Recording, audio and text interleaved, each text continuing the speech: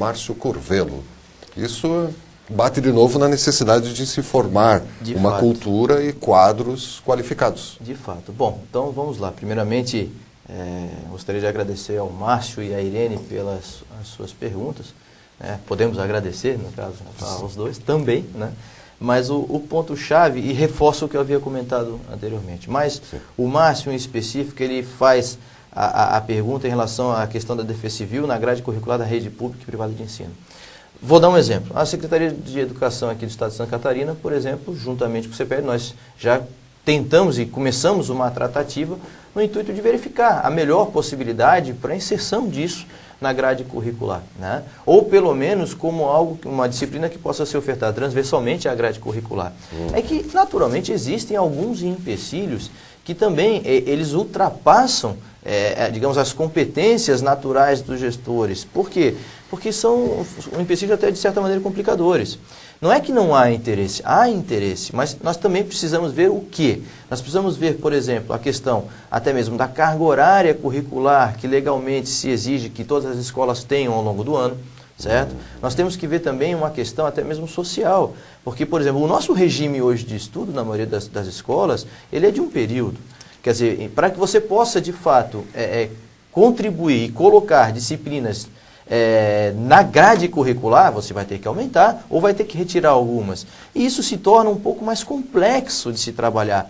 Por isso que muitas vezes estas disciplinas elas são ofertadas de maneira complementar à grade curricular, e isso é muito importante e até mesmo eu digo que é muito válido, ou como, por exemplo, nós já tivemos a oportunidade de fazer aqui no Estado de Santa Catarina 2 projetos que particularmente devem ser destacados.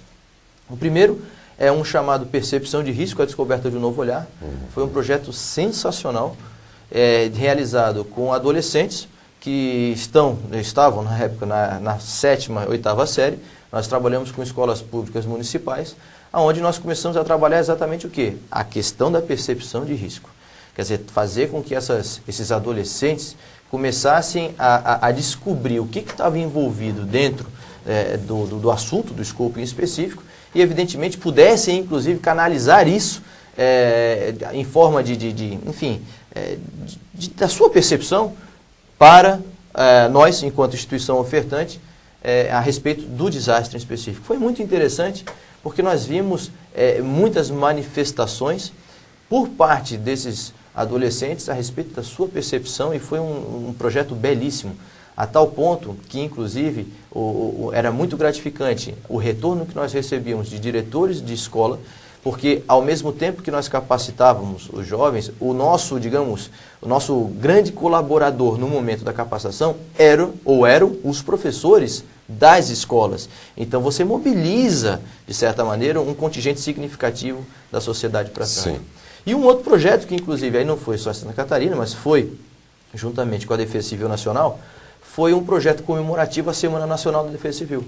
E foi um projeto muito bacana, porque ele foi, digamos, orientado para crianças, e nós tivemos a condição de elaborar um produto muito lúdico, né, baseado em encartes, aquelas revistas de colorir, joguinhos, né, para que o quê? Para que a criança pudesse exatamente se sentir prazer naquilo que estava fazendo.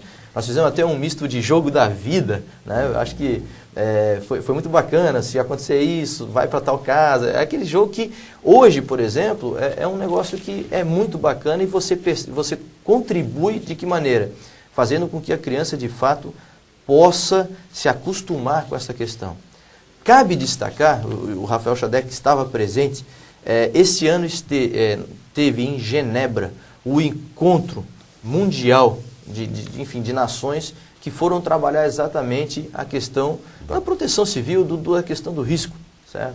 E uma das coisas que, de certa maneira, resultaram numa grande comoção na Assembleia Geral foram crianças da Indonésia, creio, né? Acho que era Indonésia. Foram da Indonésia, relatando exatamente o que aconteceu depois do desastre. E uma das crianças que estavam lá relatando, foram uma das crianças que conseguiram, evidentemente, escapar, mas ela conseguiu escapar com muita antecedência porque ela tinha, digamos, o conhecimento para isso. Né? Quer dizer, então isso foi muito bacana. E, por exemplo, a questão do Japão, como até o Pedro Paulo tinha comentado no quadro anterior, me fez até lembrar uma situação que é muito interessante. Vejam bem, o Japão, de certa maneira, esse desastre que ocorreu no início do ano no Japão, isso, se fosse no Brasil, seria realmente algo para até, eu digo que testar, evidentemente, todas as ações que estão sendo realizadas. É evidente que a gente não gostaria que isso acontecesse, nem queremos que aconteça. As cenas do Japão ali. Ó. Exatamente. Agora, crianças hoje que estão, de certa maneira, conscientes do que pode ser feito no sentido de prevenir, elas são realmente poderosíssimos agentes, digamos, mobilizadores e até mesmo que trabalham com a lógica do convencimento com os pais. Então, isso que eu acho que é o mais importante e vem aí atender ao que o Márcio e a Irene, de certa maneira, perguntaram. E uma questão que daria para acrescentar no desdobramento dessa criação de um curso para a Defesa Civil, como empregar depois um profissional empregado? Como é que ele vai trabalhar de ser remunerado? Porque não vai poder se formar sem trabalhar numa remuneração. Mas, rapidamente, professor, a gente já está se encaminhando ao final, e como elemento motivador, eu gostaria de apresentar aos nossos cursistas um pequeno vídeo, uma fala da Marli da Silva Brandão, que é uma líder comunitária lá no interior da Bahia, em Antônio Teixeira. É muito motivador e é um VT bastante curto. Preste atenção. Foi feito um trabalho revitalizador mesmo aqui dentro, porque é disso que a gente precisa. A gente precisa de melhorar, mas só se melhora quando se aprende a fazer essa melhora. E elas nos ajudaram, nos passaram as informações corretas, discutiram junto com a gente, ponto a ponto. Porque 20 anos de degradação, para você chegar e solucionar, é preciso você realmente ouvir primeiro a comunidade. Ela vai jogar para fora, imagine como ela não está, essa comunidade. Para você sentir, né, que o que importa é a participação de cada um. Né? Cada um pode dar a sua contribuição, não precisa ficar esperando por esferas nacionais. E eu vou precisar agora desse daqui. Ó. Vamos para a última pergunta com o professor Dalmal, que vem também do Márcio Curvelo. Quais os critérios para se implantar novos CEPEDs em outras regiões do Brasil, professor? Qual o critério para um CEPED? Bom, na verdade é o seguinte, não é que existem critérios para se implantar. Eu acho que, até mesmo para responder essa pergunta, cabe rapidamente a necessidade de voltarmos um pouco ao passado. Quando o CEPED foi constituído, eu digo que houve uma conjuntura, as coisas conspiraram para que isso de fato acontecesse. Por que se diz isso? Houve uma vontade política, houve uma necessidade e houve uma disponibilização de elementos e profissionais que estavam dispostos de fato a carregar essa bandeira. Em 2000, 12 CEPEDs, houveram 12 iniciativas de montagem de CEPEDs no país, certo? Nós fomos uma, tanto que o CEPED hoje, CEPED UFSC, é uma parceria, é um convênio, melhor dizendo, entre o Ministério da Integração Nacional, por intermédio da Defesa Civil Nacional, a Secretaria de Defesa Civil do Estado de Santa Catarina e a própria universidade. Então, o que ocorre? A rigor, então, o problema não é implantar, o problema é manter.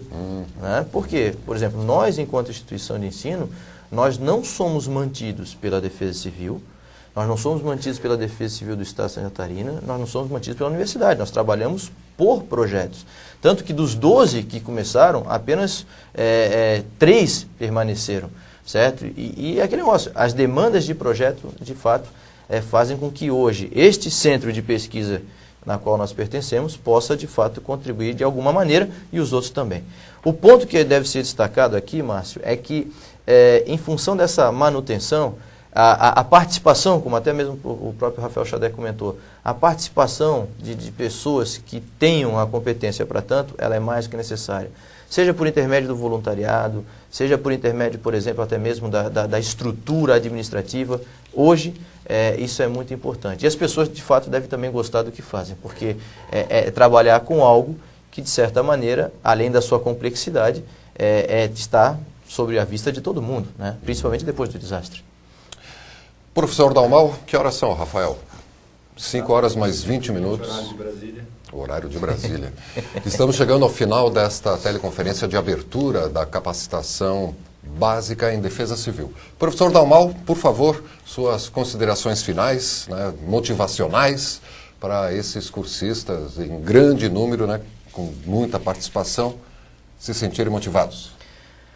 Bom, eu gostaria primeiro de agradecer a cada uma das pessoas que de fato participaram desta teleconferência e estão participando desse curso. Eu penso que isso é uma iniciativa louvável de cada um de vocês, principalmente pelo seu objetivo maior. Vocês estão fazendo esse curso porque estão com vontade de aprender e principalmente começar a participar mais ativamente hoje disso que é algo de suma importância para o país.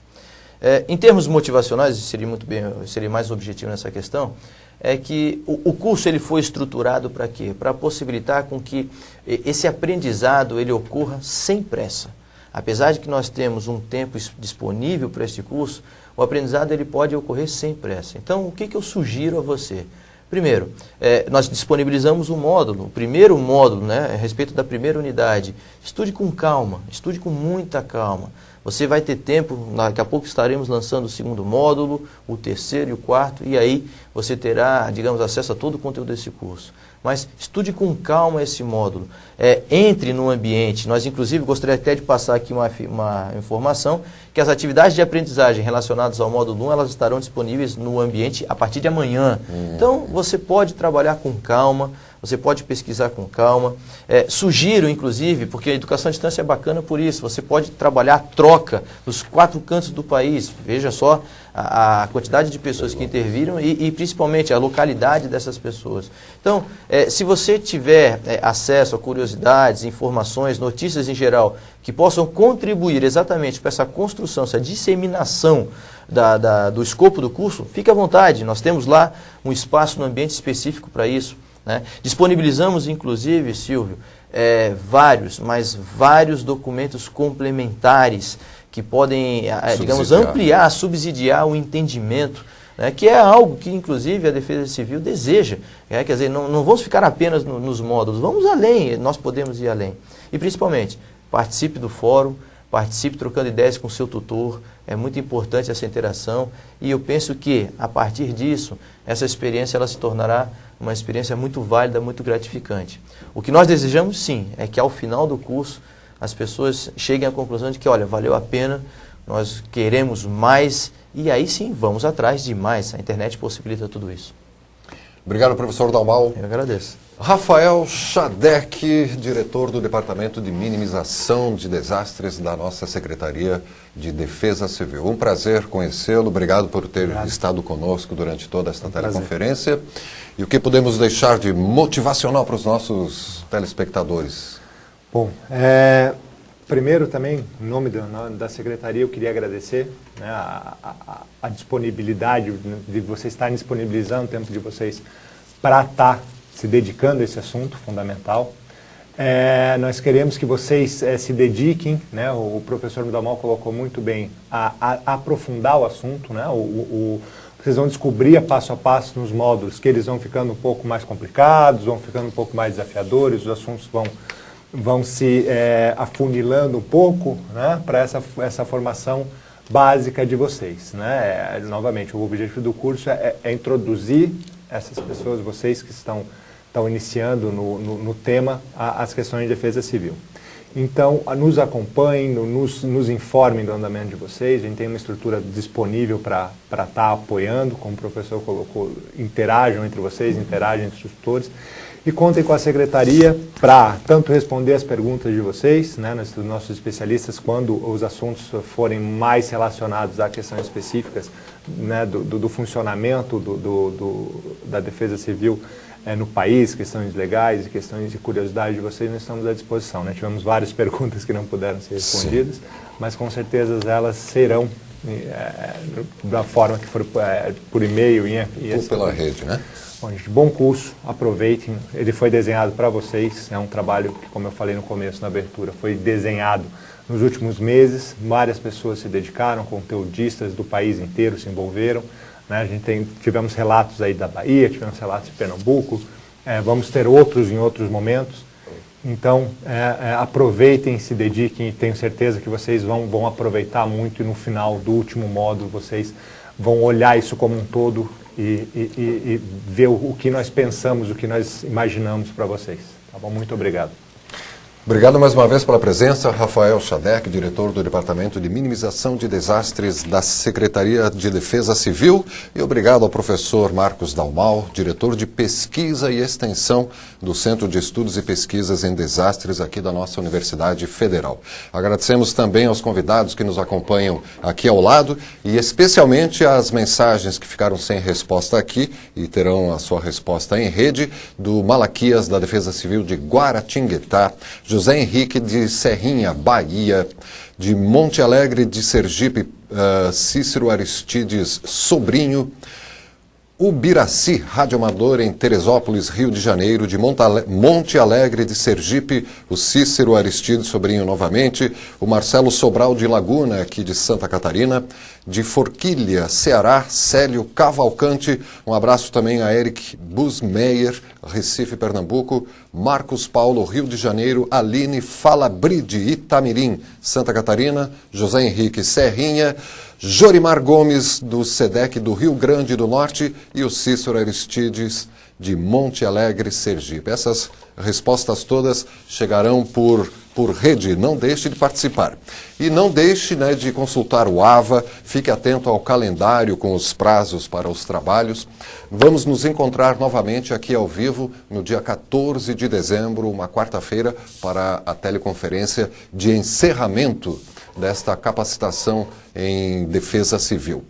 E assim, chegamos ao final desta teleconferência de abertura desta capacitação básica em defesa civil. Você, cursista, mais uma vez, acesse ao AVA, consulte os tutores, bons estudos e sucesso na organização da defesa civil em sua cidade. Agradecemos a todos que participaram deste curso, os conteudistas, tutores e você, claro, que nos acompanhou. Muito obrigado também a toda a equipe de produção, a Arrebol Soluções EAD, ao Centro Universitário de Estudos e Pesquisas sobre Desastres e à equipe da Secretaria Nacional de Defesa Civil, também o nosso muito obrigado. Até a próxima teleconferência da capacitação básica em defesa civil, dia 14 de dezembro. Até lá.